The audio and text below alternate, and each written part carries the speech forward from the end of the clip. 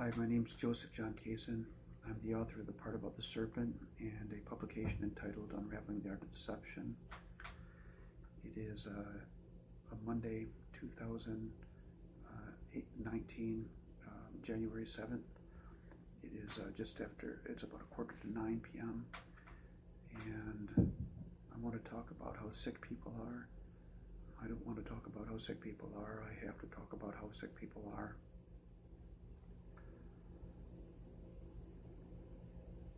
To retain sanity.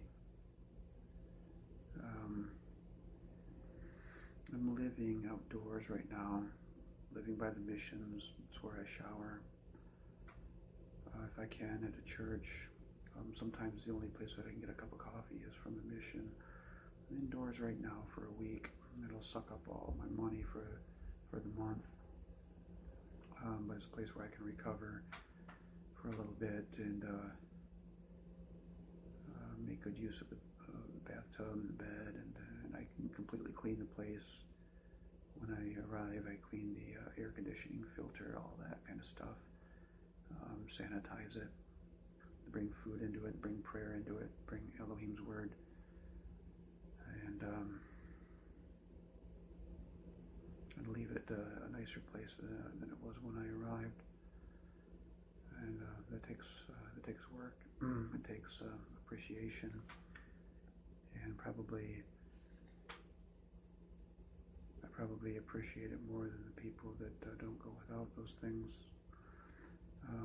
So presumption is kind of a theme of mine. Pride, I really am fascinated with the blindness that pride causes, and presumption, I hate it terribly.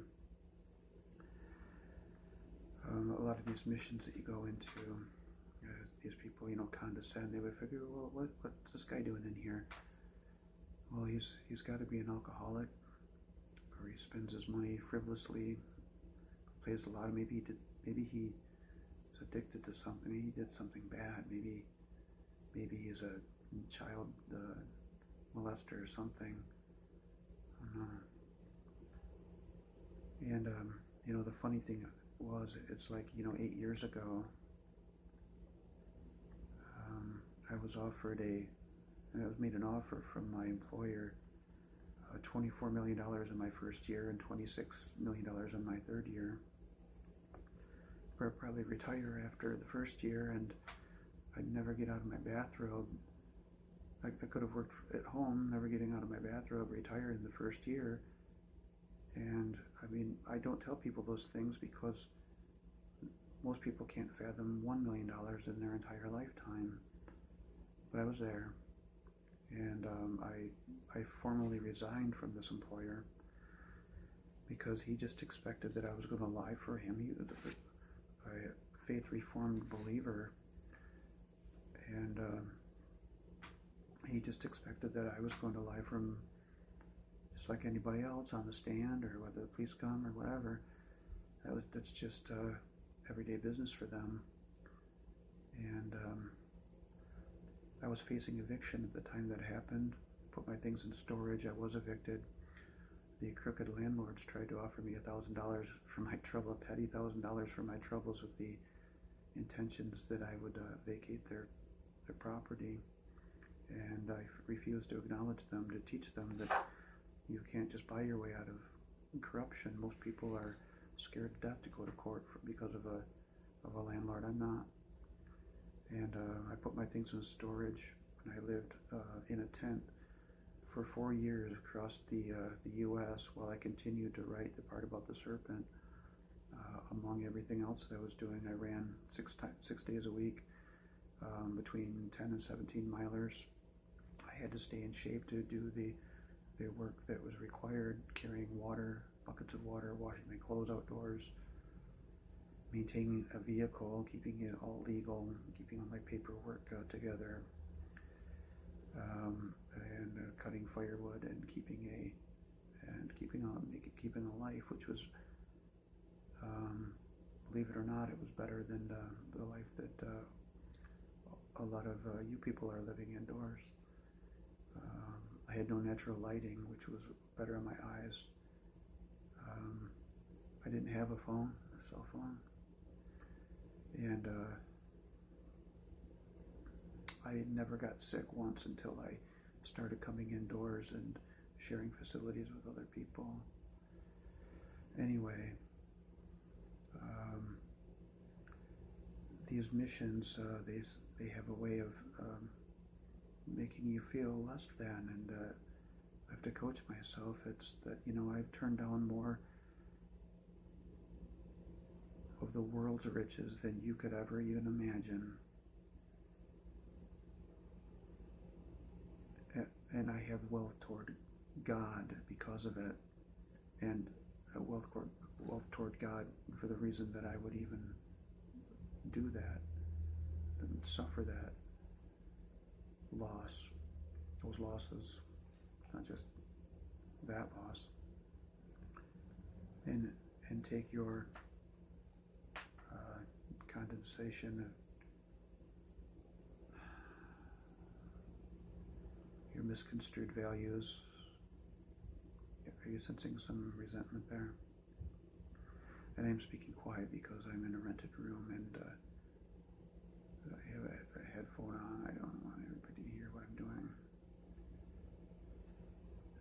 I had a cleaning company a few years ago that I did myself, residential cleaning. I did industrial cleaning too. And I'm good at it. And $25 an hour. One of my customers, he is a kind of guy. He drives, a Corvette that looks like a Batmobile. And if he wants to see a ball game, he'll fly out to Texas. He'll fly across the country to catch a ball game. That's the kinds of things he likes to boast about. He's a landlord, a property management professor. Loved my work, and it was very hard to break ties from him because he was getting dark as he was getting used to me, as most people do. And but if I didn't do those types of things, if I hadn't backed away from my cleaning accounts, the part about the serpent never would have been written, never would have been published. But he turned me on to one of his clients to clean for them, and I showed up at night, and I could see the presumptions already started, over the phone. But I went and cleaned. I worked late into the night. The place was a wreck. It was a single woman, a couple daughters in the basement. There was a son there, had his own vehicle, looked like he was just about ready to leave the home, do his own thing. And the place was full of rescued animals, rescued pets. And, so I stayed and I fixed things. I carried tools on my apron. I fixed bar stools, faucets, everything as I go, as I clean. And I appreciate what other people don't appreciate. For them, I got paid well for it. So I went and cleaned for her again, and then there was a time that my Suburban, it burned twice the amount of gas ever since I'd owned it for like 4 years, right?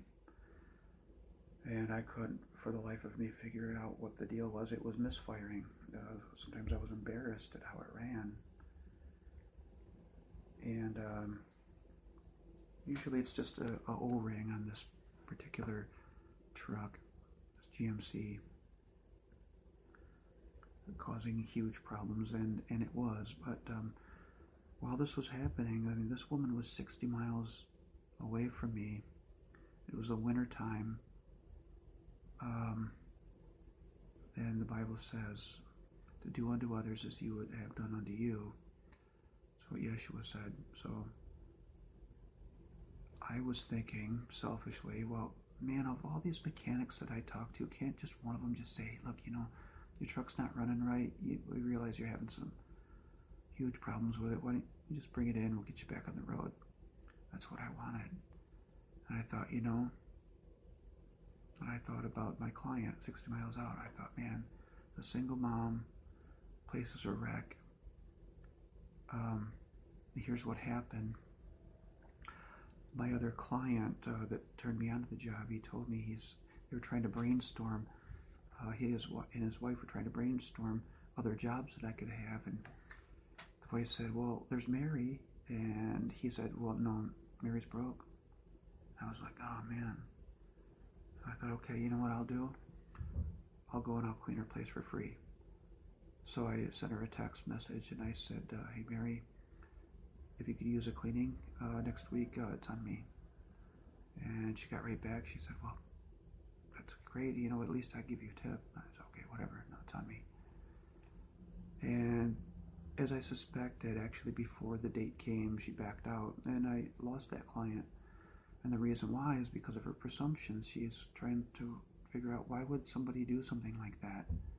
The same reason why I ask God why he loves me or why he would forgive me. I can't understand. It's because he is great. It's because he's good. It's because he's merciful. And if I question that, then why would he? That's really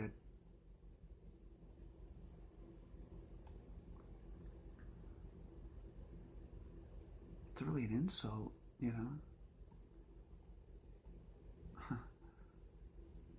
So anyway, I wasn't insulted. I did expect that this would happen. It was not a misunderstanding. It was a presumption. She figures, well, what's wrong with this guy? It has to be something wrong with him if he's going to come and do $200 worth of hard work. He's going to drive all the way here on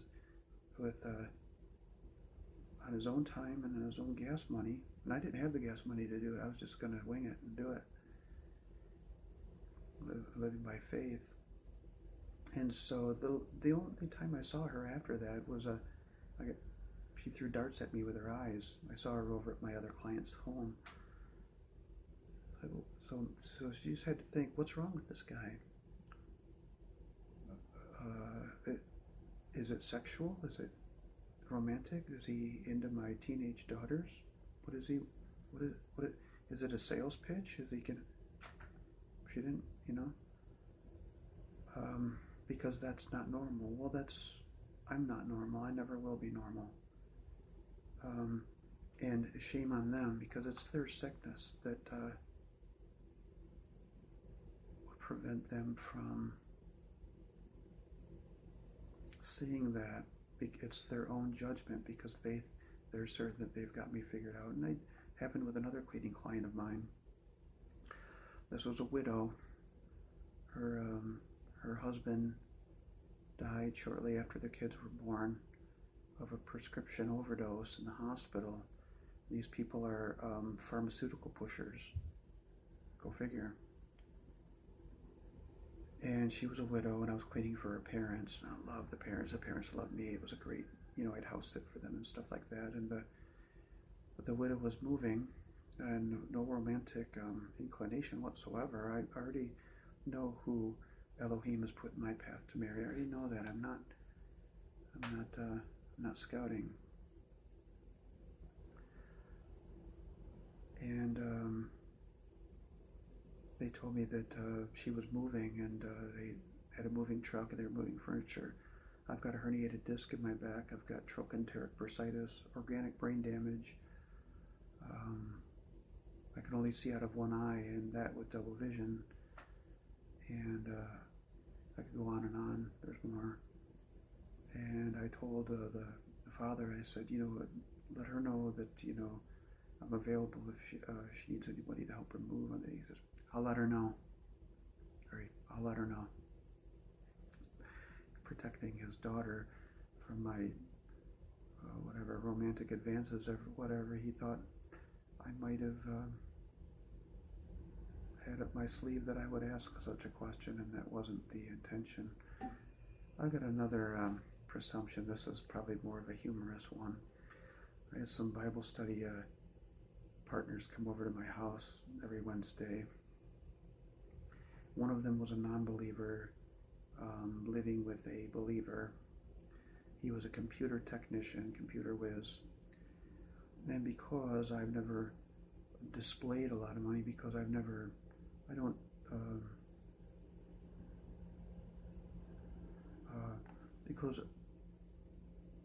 because I don't display worldly wealth, or I don't give an air of having worldly wealth, and I used to be very passive and very easy to get along with, very merciful and forgiving.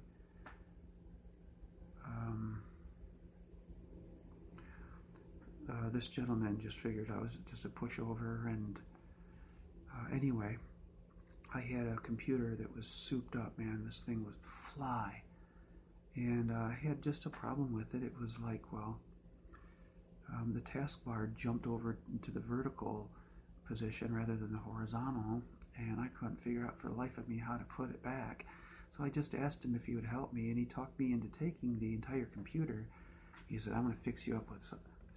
So what he did is he removed the hard drive. After I saved all my files or whatever, he removed the hard drive, erased it, made more space on the hard drive, and then thought what he was doing was giving me a better computer when he gave it back. And he upgraded it from Windows 95 to XP, which was, fine. Windows 98 or whatever to XP. I preferred a 95 or 98 myself. That's what I learned on. It was more simple and less complicated. It was had less options. It was more straightforward, and which I like. I like the simplicity. I don't like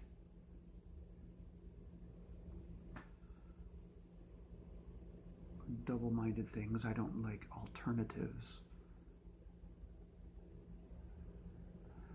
So he took the computer, brought it back, and the funny thing was, it was half the computer that was before he gave it to me, and he thought he was doing me a favor because he was the expert in computers.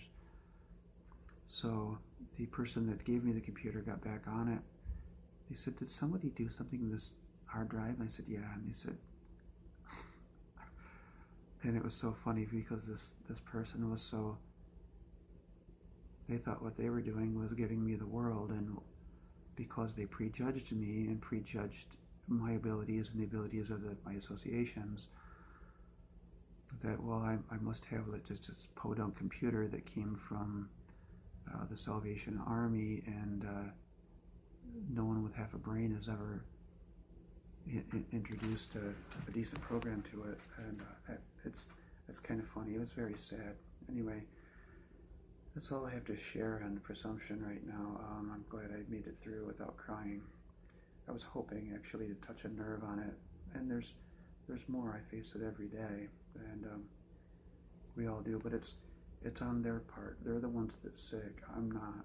They're the ones that are sick. I'm not. I'm the one that's healthy. I'm the one that's trying to do God's will. They're the ones that are out of whack. Yeshua's name. Be blessed.